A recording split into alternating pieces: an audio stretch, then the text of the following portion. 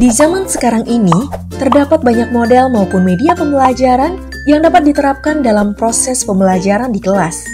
Namun, tidak semua model maupun media pembelajaran yang akan kita terapkan dapat berpengaruh terhadap hasil belajar siswa. Hal ini dipengaruhi oleh perbedaan cara dan tingkat pemahaman dari masing-masing siswa tersebut.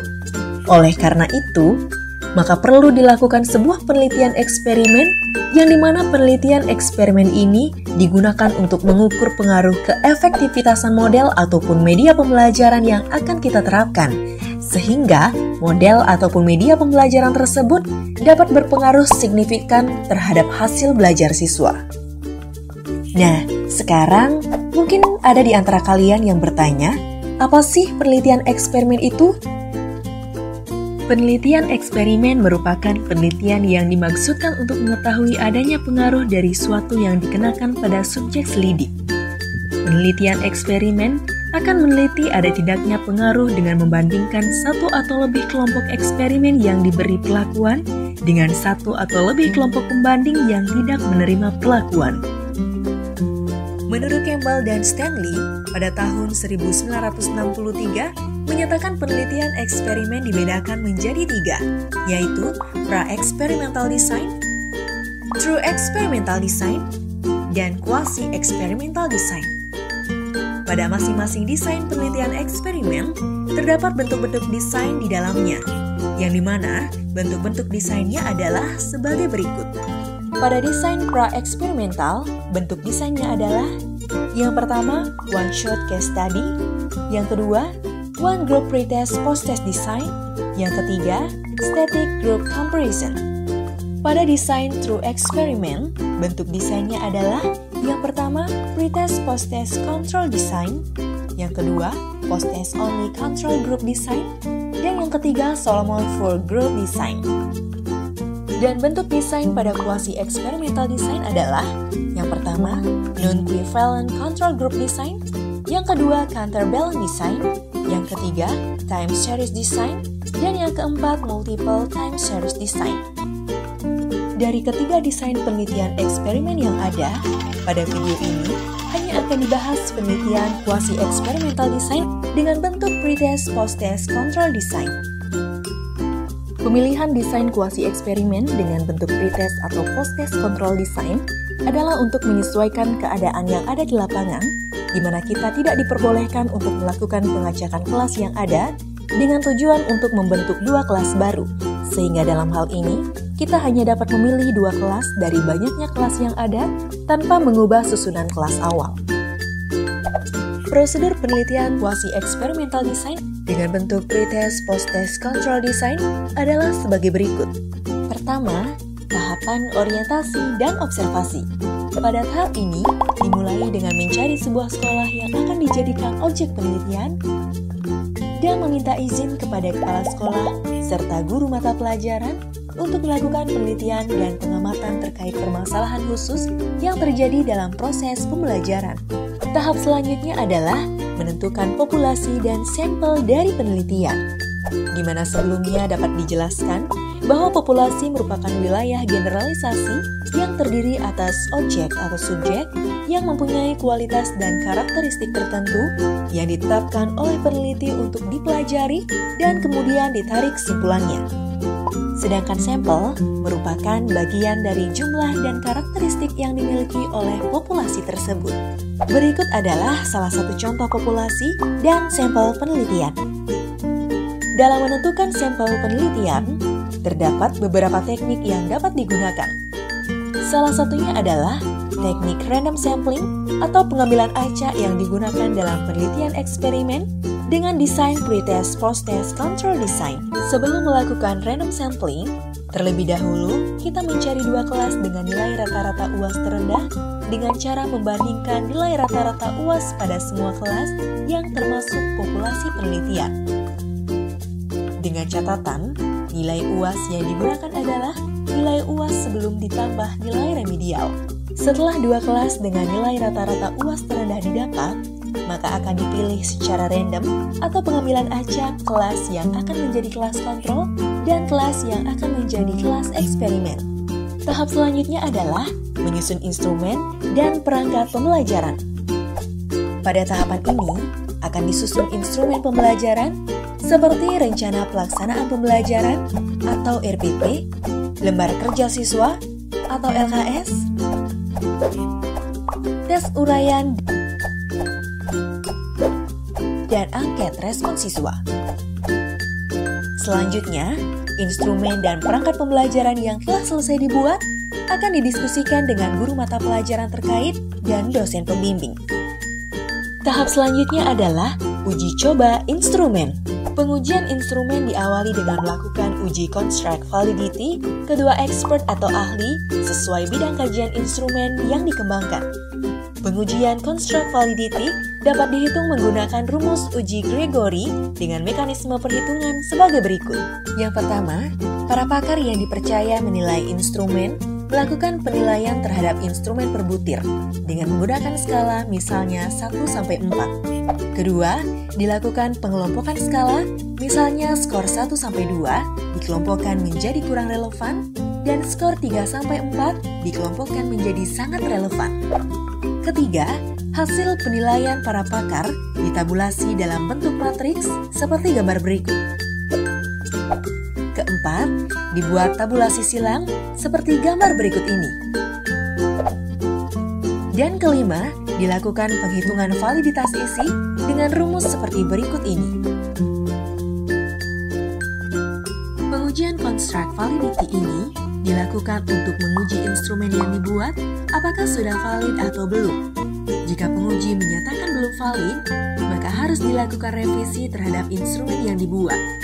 Dan jika penguji sudah menyatakan valid, maka instrumen yang dibuat sudah dapat dilakukan pengujian secara empiris ke lapangan. Dengan memberikan soal tes kepada siswa yang sudah pernah mendapat materi tersebut atau diberikan ke kelas 1 tingkat di atas kelas sampel penelitian. Kemudian, data hasil pengujian empiris lapangan yang diperoleh selanjutnya akan diuji dalam pengujian kognitif, di mana pengujian kognitif yang dilakukan sesuai dengan jenis soal tes yang digunakan. Jika soal tes yang digunakan adalah soal tes objektif, maka pengujian yang dilakukan adalah sebagai berikut. Yang pertama, pengujian analisis daya pembeda. Pengujian daya beda butir soal digunakan untuk membedakan antara siswa yang berkemampuan tinggi dan siswa yang berkemampuan rendah. Rumus yang digunakan dalam menghitung daya beda butir soal adalah sebagai berikut. 2. Pengujian analisis tingkat kesukaran. Pengujian indeks kesukaran butir tes pilihan ganda dapat diukur menggunakan rumus persamaan sebagai berikut. Ketiga, pengujian analisis keefektifan pengecoh. Pengujian keefektifan pengecoh didapat dari persentase hasil jawaban responden. Jika soal pengecoh dijawab minimal 5%, maka dapat dikategorikan soal pengecoh yang dibuat sudah efektif. Dan jika di bawah 5%, maka pengecoh dikategorikan tidak efektif. Yang keempat, pengujian konsistensi internal butir, atau yang lebih dikenal dengan validitas butir. Pengujian konsistensi internal butir untuk soal objektif dicari dengan menggunakan rumus korelasi poin biserial, yang mana rumus korelasi poin biserial adalah sebagai berikut. Dan yang kelima, analisis reliabilitas tes. Dalam pengujian reliabilitas tes, dihitung hanya untuk butir-butir soal yang valid. Dalam pengujian reliabilitas tes untuk soal objektif, dapat dihitung dengan menggunakan rumus menurut Kuder-Richardson. Di mana menurut Kuder-Richardson, terdapat dua formula yaitu KR20 dan KR21. Rumus KR20 digunakan jika tingkat kesukaran butir tes relatif homogen, dan rumus KR21 digunakan jika tingkat kesukaran tes tidak homogen.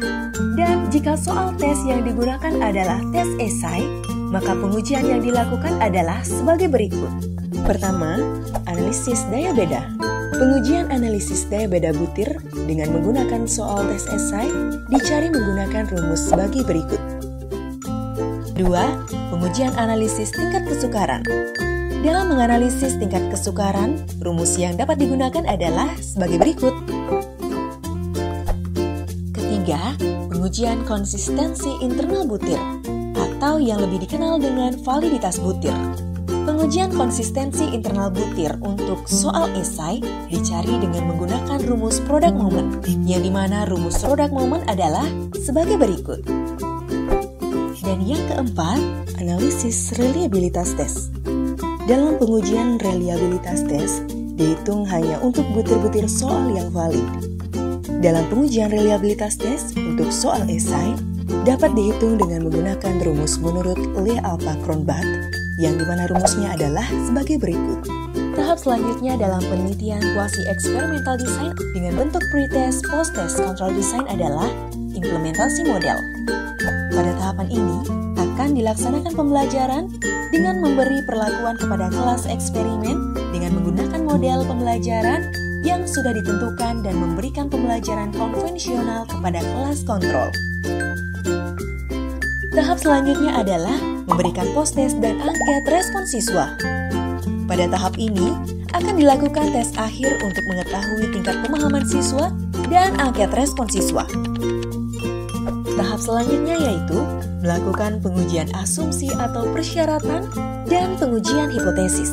Pada tahap ini, data post-test yang didapat harus melewati pengujian asumsi terlebih dahulu, di mana pengujian asumsi dicari berkaitan dengan statistik parametrik yang dimana rumus uji hipotesisnya sebagai berikut. Kemudian, dari hasil pengujian persyaratan akan dilihat apakah pengujian persyaratan terpenuhi atau tidak. Jika tidak, maka data tersebut tidak dapat dilanjutkan ke pengujian hipotesis. Dan jika terpenuhi, maka data yang diperoleh akan dilanjutkan ke pengujian hipotesis. Dalam melakukan pengujian hipotesis, terdapat beberapa rumus yang sering digunakan, yaitu rumus T, rumus F, dan rumus ANOVA. Fungsi dari masing-masing rumus ini adalah sebagai berikut. Rumus T atau uji parsial digunakan untuk menguji bagaimana pengaruh masing-masing variabel bebasnya secara sendiri-sendiri terhadap variabel terikatnya.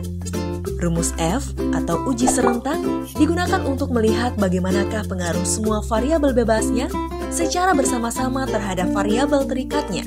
Dan rumus ANOVA digunakan untuk menguji perbedaan min atau rata-rata data lebih dari dua kelompok.